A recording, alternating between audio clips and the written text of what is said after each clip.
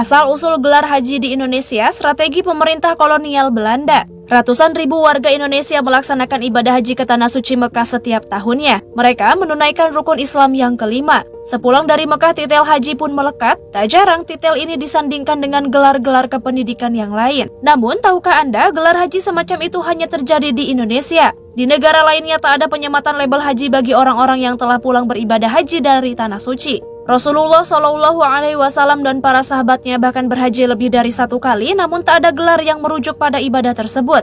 Lantas, dari mana asal-usul gelar haji tersebut? Dilansir dari situs resmi Nahdlatul Ulama, gelar haji mulai muncul sejak tahun 1916.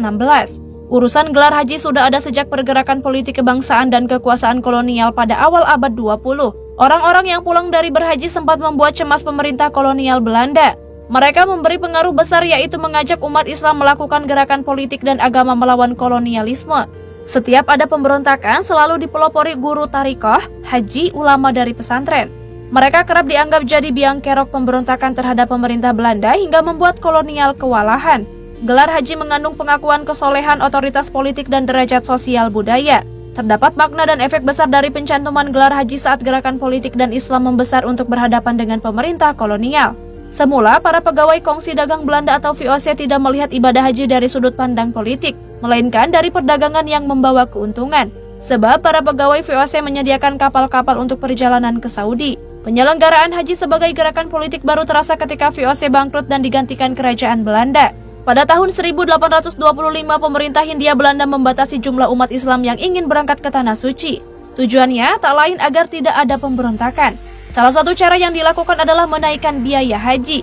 Tapi bukannya berkurang, jumlah umat Islam yang mengajukan paspor haji ke kantor imigrasi justru mengalami lonjakan pada tahun 1824. Situasi ini membuat bingung pemerintah Hindia Belanda karena ditakutkan para haji itu akan menyebarkan pikiran-pikiran baru. Para kolonialis sampai kebingungan karena setiap ada warga pribumi pulang dari Tanah Suci Mekah selalu terjadi pemberontakan. Tidak ada pemberontakan yang tidak melibatkan haji, terutama kiai haji dari pesantren-pesantren itu. Untuk memudahkan pengawasan, pada tahun 1916 penjajahan mengeluarkan keputusan ordonansi haji, yaitu setiap orang yang pulang dari haji wajib menggunakan gelar haji. Hal itu dilakukan sebagai upaya gampang mengawasi atau intelijen. Sejak 1916 itulah setiap orang Indonesia yang pulang dari luar negeri diberi gelar haji. Dengan begitu, ketika terjadi pemberontakan atau perlawanan terhadap Belanda, mereka hingga menangkap para haji. Selain memberikan gelar, jamaah wajib dikarantina lebih dulu selama 4 bulan, sebelum dan sesudah menunaikan haji. Karantina tidak hanya bertujuan mencegah masuknya penyakit dari luar Indonesia, Belanda tak segan ambil tindakan pada jemaah haji yang mulai menunjukkan perlawanan selama karantina.